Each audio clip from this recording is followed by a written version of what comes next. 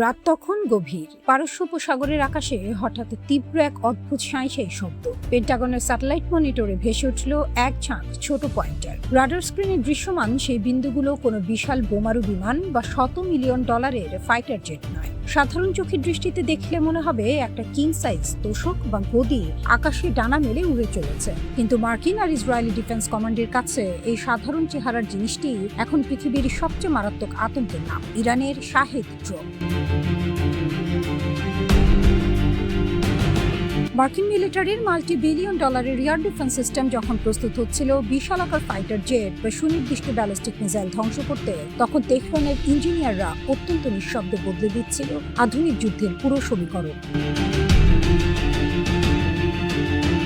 আকারে ঠিক একটা সাধারণ কিং সাইজ ম্যাট্রেসের মতো ছোট, গায়ে জড়ানো সস্তা প্লাস্টিক আর ফাইবারের বডি, আর ভেতরে একটি সাধারণ স্মার্টফোনের মতো সাধারণ ইলেকট্রনিক পার্টস। কিন্তু এই আপাত সাধারণ চেহারার ড্রোনগুলোর রেঞ্জ সর্বনিম্ন 500 থেকে 1200 মাইল।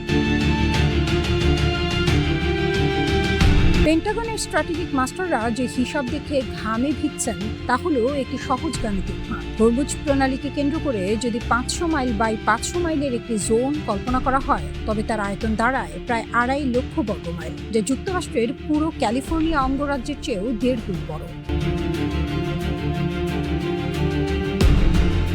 ইরানের দীর্ঘ উপকূল রেখা আর ভেতরে থাকা বিশাল ও দুর্গম জাগ্রস পর্বতমালার গুহায় লুকিয়ে রাখা হয়েছে এসব ড্রোনের গোপন মোবাইল লঞ্চার। 2.5 লাখ বর্গমাইলের এই বিশাল পাহাড় আর পাহাড়ি উপত্যকার যে কোনো গোপন কোণ থেকে যদি একটি শাহেদ ড্রোন আকাশে ডানা মেলে, তবে সুদূর সমুদ্রে ভেসে থাকা অতি সুরক্ষিত মার্কিন যুদ্ধজাহাজ বা তেলবাহী ট্যাঙ্কারও তার নিখুঁত আঘাত থেকে রেহাই পাবে না।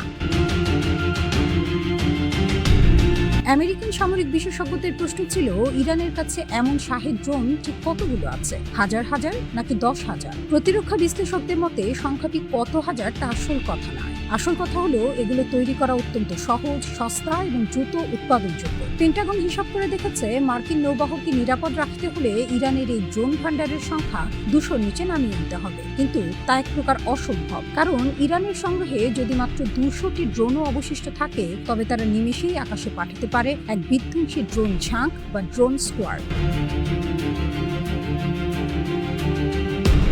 মার্কিন বাহিনীর একটি $multi-million ইন্টারসেপ্টর মিসাইল দিয়ে ইরানের মাত্র কয়েক হাজার ডলারের ড্রোন ধ্বংস করতে করতেই যখন আমেরিকার অত্যাধুনিক অস্ত্রের ভান্ডার শূন্য হতে শুরু করবে, পারস্য উপসাগরের ভূগর্ভস্থ কারখানায় তেহরানের প্রযুক্তিবিদরা তখন আরও কয়েকশো নতুন শাহেদ প্রস্তুত করে ফেলবে। এই যুদ্ধ কৌশলেই পেন্টাগনকে সম্পূর্ণ চেকমেট করে দিয়েছে তেহরান। বিশালাকার বোমারু বিমান বা পারমাণবিক বোমার পেছনে শত শত কোটি ডলার ঢালার বদলে ইরান এমন এক অস্ত্র তৈরি করেছে যা হরমুজ প্রণালীর মতো বৈশ্বিক বাণিজ্যের চাবিকাঠিকে সম্পূর্ণ জিম্মি করে ফেলেছে। ক্যালিফোর্নিয়ার চেয়ে বড় এক বিশালাকার এলাকায় পাহাড়ি ঢাল আর গুহার পেছনে লুকিয়ে থাকা এই ড্রোন বাহিনীকে ধ্বংস করা সামরিকভাবে প্রায় অসম্ভব। পশ্চিমা বিশ্ব যখন আকাশপথের আধিপত্য নিয়ে বড়াই করত, তেহরান তখন কিং সাইজ গদির আকারের এই ড্রোনগুলো দিয়ে বিশ্ব রাজনীতির মানচিত্রে নিজেদের তৈরি করেছে এক অপরাজিত মহাকাব্য হিসেবে। পেন্টাগন যতই চেষ্টা করুক, পারস্য উপসাগরের আকাশে এই শাহেদ থিওরি এখন মার্কিন সাম্রাজ্যের জন্য এক স্থায়ী দুঃস্বপ্ন।